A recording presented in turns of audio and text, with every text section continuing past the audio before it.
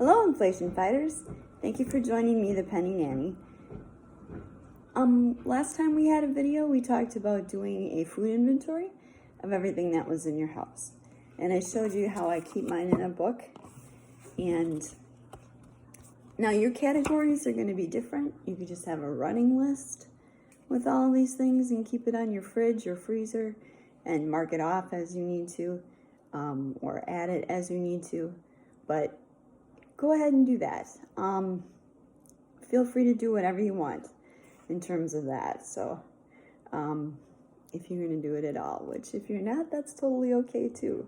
I think it just makes it easier for planning and purchasing things. So anyway, so what I did is I created a category for my indoor freezer, which I have some things listed, but I haven't finished yet. We have a non-meat freezer out in our garage. I have a baking cabinet that I keep all of the things that I need, like sugar, flour, baking powder, baking soda, condensed milk, etc.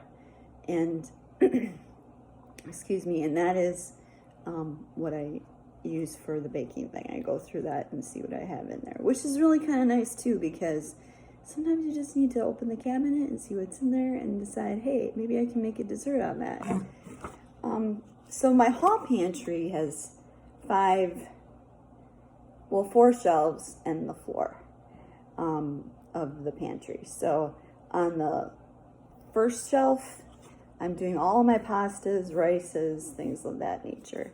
On the second shelf, I'm doing fruits and soups. And on the third shelf, I am doing vegetables and miscellaneous. And then on the fourth shelf, I'm doing crackers, cookies, dessert items, things like that. You know, any kind of snack or whatever. We also have a second pantry in the house, but it's very small. I mean, we only use the upper cabinet for items, and that's just our snacks and cereals go there.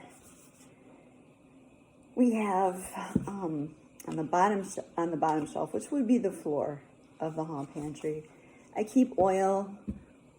What else do we have down there? Bottled water, things of that nature down there, so I can keep that on here too. So I went through this and I made a meal plan of the things that we had on hand, which is great. Tonight I'm making cornflake chicken with rice-a-roni, and I'm planning on making my own bread with frozen bread dough. But the only thing I can't make with it, from what I've seen, is tortillas. Otherwise, I can make bagels, I can make rolls, hamburger rolls, hot dog buns, sub buns. You can just use it for basic bread loaf too. But I do have a bread maker, but I haven't hauled it out yet. It's kind of large. I got it 11 years ago. When I started just homeschooling my son. He had been diagnosed with a learning disability, and they wanted to put him on all these programs in school, and I just didn't think that was right, because he was intelligent enough to fix our DVD player when it broke, so he could pretty much do anything. And it worked. He learned how to read and got over some other disabilities, and then he was able to go back to school, which was great. But anyway, I got that when I was home at that time, because we lived about 20 miles away from town, and so it wasn't really convenient just to run somewhere. And so having this there that I could make these things made it more convenient.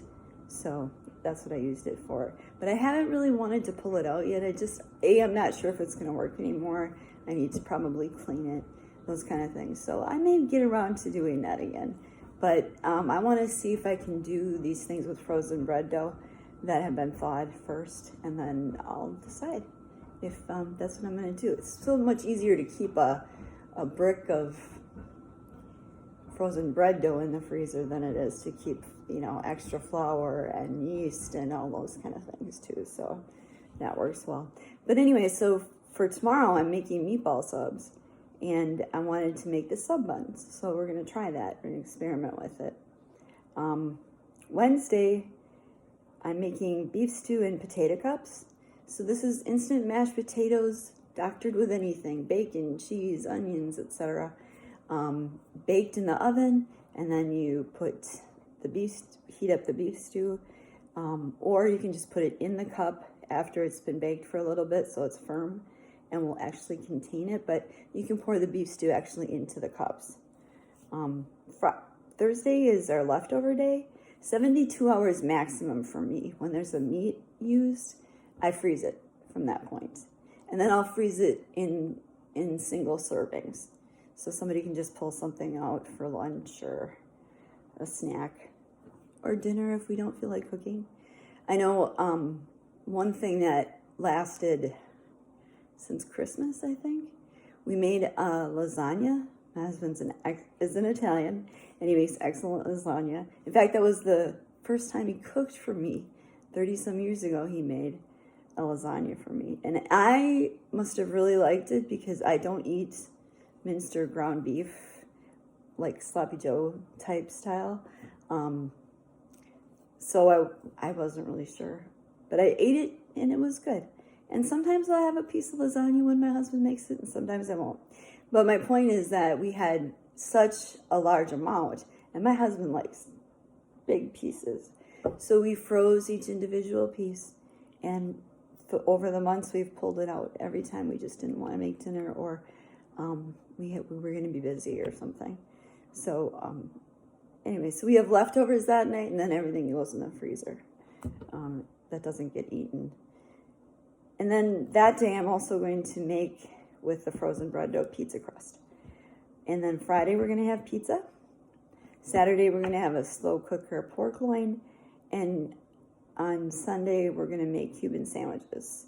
So this is all from stuff that's in our freezer. We have an Easter ham meat still in there, and lasagna. And I think that's it for our past meats. We won't have, meatballs. Yeah, we had old meatballs sitting in a container too. Otherwise, everything else is pretty much coming from the pantry. So it made it really easy for meal planning to just kind of see, well, here's our meat, here's our side, here's, our bread we're going to have with it or whatever. So my husband